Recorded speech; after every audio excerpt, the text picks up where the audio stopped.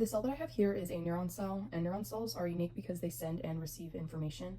When looking at the form and function of the neuron cell, we can start at the cell body, also known as the soma.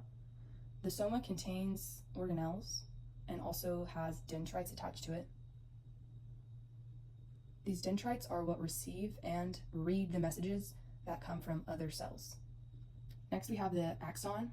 The axon is a tube structure that carries and passes impulses to other neurons. Within the axon, we have the Schwann cell. The Schwann cell surrounds neurons to keep them alive.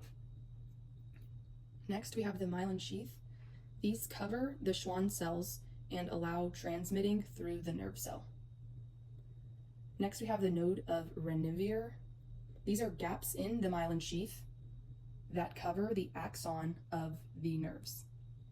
At the end of the cell, we have the nerve endings, and these are what release neurotransmitters when the cell is stimulated. When looking at the inside structure of a neuron and looking at the organelles and how they help with protein synthesis, we can start with the nucleus. The nucleus contains DNA, and that becomes message RNA that begins the process of protein synthesis. Next, we have the rough endoplasmic reticulum, where mRNA becomes chains of protein. Next, we have our ribosomes, free-floating and also on the rough ER, and these are what synthesize proteins by creating amino acid chains. Next, we have the Golgi apparatus. The Golgi apparatus are where proteins are sent to be modified and then sent out of the cell. The Nysel body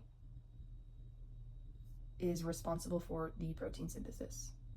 The shape of a neuron is dependent on the length and curvature of the axon, so the longer and curvier it is, the slower information is going to be passed.